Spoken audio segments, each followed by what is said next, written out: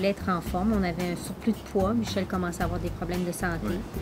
Donc, on a eu l'idée, on s'est dit, on va suivre une diète pour perdre du poids. Puis donc, l'idée, évidemment, était qu'on mangerait beaucoup plus de légumes. On changerait notre alimentation complètement. Donc, ça a été l'idée de faire le potager est venue de ça. C'est sûr que l'autre question qui se posait, qui était importante, c'est de savoir où on pouvait faire le potager, étant donné qu'il n'y avait pas beaucoup de soleil à l'arrière. Donc, Michel est arrivé avec ça un moment donné. Il dit, Josée, on n'a pas vraiment de place derrière, il n'y a pas de soleil. Qu'est-ce que tu dirais de l'avant si on plantait quelques tomates à l'avant à travers tes fleurs? J'étais pas tellement chaude à l'idée au départ, j'avoue. Ça nous intimidait d'une certaine façon de mettre le potager en façade, mais on sentait qu'il y avait sûrement une façon de le faire qui serait acceptable. Avant de penser absolument esthétique, on a pensé pratique, puis ça s'est avéré esthétique. On ne voulait pas dealer avec les mauvaises herbes, ça, on a travaillé de faire en sorte d'éliminer ça. Puis on voulait en même temps le rendre le plus éco-responsable possible. On a découvert qu'en faisant des bacs surélevés, des potagers carrés surélevés, on avait la possibilité à ce moment-là de mettre de la terre, de la bonne terre. Fait que là, on créait des lits de culture qui étaient parfaits, là, qui étaient propres, qui étaient contrôlés. Si on sortait dehors aller chercher nos légumes, puis on entrait, on ne voulait pas rentrer plein de boue dans la maison. Fait que c'est pour ça qu'on avait choisi de mettre de la poussière de roche, mais par-dessus, on a mis de la roche de rivière qui fait que l'eau s'écoule facilement et puis que ça reste toujours propre. On a choisi du cèdre blanc de l'Est qui faisait que c'était pas un bois qui venait de la Colombie-Britannique puis venir jusqu'ici. Il y avait tout ça. On a fait des choix qui étaient éco-responsables et qui étaient pratiques. Je compare un peu le potager à l'avant à un aménagement paysager où nous, pour avoir notre production de légumes, qui en passant nous fournit environ je dirais entre 80-90 % des légumes que l'on mange durant l'année. Cette année, ça m'a coûté 120 $ de graines, de semences que j'ai commandées sur Internet. Je compare ça à, par exemple, quelqu'un qui, pour renouveler son aménagement paysager à chaque saison, va acheter peut-être pour 150 $ de fleurs. On a arrêté de compter près de 2500, mais je dirais qu'il a plus coûté 3000 $. Mais si on s'en tient seulement à la facture d'épicerie de l'année dernière, on calculait qu'en légumes, pour l'année, on sauvait, même sur la saison de culture, qu'on sauvait environ 1500 $ sur la facture d'épicerie.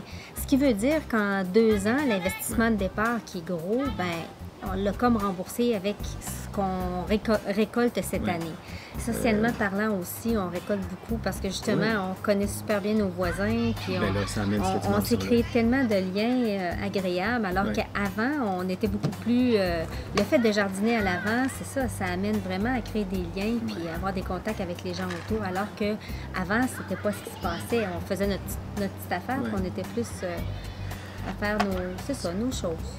Pour nous, le fait d'avoir fait notre potager, on s'est rendu compte que ça répondait à tellement de choses.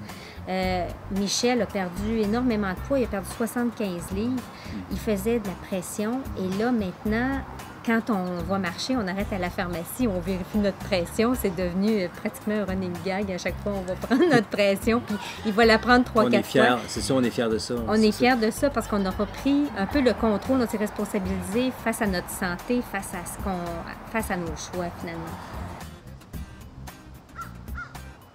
Dans le potager, il y a 18 bacs qu'on a aménagés sur la façade qui fait environ 29 pieds de profondeur par 39 pieds de large. Mais en même temps, on a respecté quand même une largeur de bac de 4 pieds, toujours pour être en mesure d'avoir facilement accès au centre des bacs. Quand on a commencé à cultiver nos légumes, il y a des légumes qu'on n'avait jamais vus pousser, là. Il y a des légumes cette année qu'on a choisi. Certains légumes, on les a jamais vus pousser. Alors, imaginez la curiosité que ça représente pour les voisins qui se déplacent, qui voient les aubergines, les petites aubergines en train de pousser. Alors, les gens viennent d'emblée par curiosité et donc s'engagent des conversations. Et l'autre chose que ça amène, c'est on est dans une situation d'abondance, donc on partage avec les gens. C'est facile de donner quand on a beaucoup, puis quand ça t'enlève rien, c'est facile de partager, là.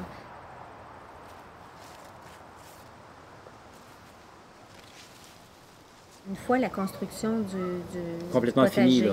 C'était aménagé, puis les légumes commençaient à pousser, effectivement. C'est ça. Un inspecteur de la ville est passé en voiture devant la maison et Michel est allé, elle est passée à quelques reprises, puis Michel est allé, il a comme arrêté un petit peu pour lui dire on veut te parler, parce que bon, on lui a posé quelques questions, elle semblait nous dire qu'il y avait eu une plainte. Et donc, qu'elle allait nous recontacter. Quelques semaines plus tard, soit à la mi-juin, on a reçu une lettre, un premier avis demandant justement de libérer l'emprise de la ville pour y remettre du gazon et également de respecter un 30 d'espace vert. Alors, on s'est rendu à la ville et là, on a réalisé qu'en fait, on était encore sous la réglementation de Saint-Charles. Malgré que Saint-Charles-de-Drummond est annexé avec Drummondville depuis 2004, les règlements de Saint-Charles étaient encore distincts. Ce n'était pas harmonisé encore avec ceux de Drummondville. Et à Saint-Charles, il était permis d'avoir des potagers en façade, sur les cours latérales et à l'arrière. Mais le hic, c'est que la ville voulait changer les règlements, puis dorénavant interdire les potagers de façade. Puis là, c'est pour ça qu'on s'est battu, parce qu'on s'est dit non, nous, ben là, c'est sûr que légalement, on savait qu'on avait le droit, fait qu'on a laissé ça comme ça. Puis là, on s'est battu pour que les gens ne perdent pas ce droit-là d'avoir un potager de façade. C'est là-dessus qu'on s'est battu. Fait que là, tout le monde était mélangé, ils pensaient qu'on se battait encore pour notre potager. On a laissé les choses comme ça aller. La ville, ils pensaient que nous, on était mélangés aussi, mais on n'était pas mélangés. On savait où est-ce qu'on s'en allait. Ils ont finalement, à un moment donné, fait passer le règlement qui faisait que notre potager devenait illégal. On a vu qu'aux États-Unis, il y avait quelques cas similaires aux nôtres, que des gens qui se sont fait attaquer. Puis là, ça allait quand même assez loin. Mais ces gens-là se sont fait défendre par l'organisation KGI, Kitchen Gardeners International. L'organisateur de ça, c'est Roger Doiron. Fait on est allé demander à Roger, on lui a écrit, puis on lui a demandé s'il pouvait faire quelque chose pour nous aider. Il nous a offert de faire une pétition internationale. Puis là, c'est parti. En 29 jours, c'est 29 000 noms qui sont entrés, c'est 29 066. On a arrêté après 29 jours quand la ville a dit c'est beau, on va changer le règlement. 1000 noms par jour qui rentraient. Puis il y a 141 pays dans le monde qui ont été présents au niveau des pétitions. Puis avec la pression, ils sont revenus en arrière, puis là, ils ont rendu légal partout dans Drummond. C'est dorénavant permis d'avoir le potager de façade. Il faut dire aussi qu'à chaque signature de cette pétition-là, il y avait un courriel qui était envoyé à tous les conseillers municipaux sur leur boîte de courriel. Donc, ils ont été quand même assez inondés. Ils ont été assiégés, si on pourrait dire, pratiquement. Puis ce qu'ils ont fait, c'est qu'ils nous ont comme contactés, consultés pour pouvoir bâtir les nouveaux règlements. Ils ont pris notre potager, puis ils ont dit, ben voici les éléments qui sont là-dedans. Fait qu'ils ont comme pris ça comme base pour pouvoir bâtir les nouveaux règlements. S'il était derrière la cour, il n'y aurait pas le même impact, ça c'est sûr et certain, parce que les gens ne le verraient pas. Il n'y aurait pas l'aspect social et éducation qui vient avec.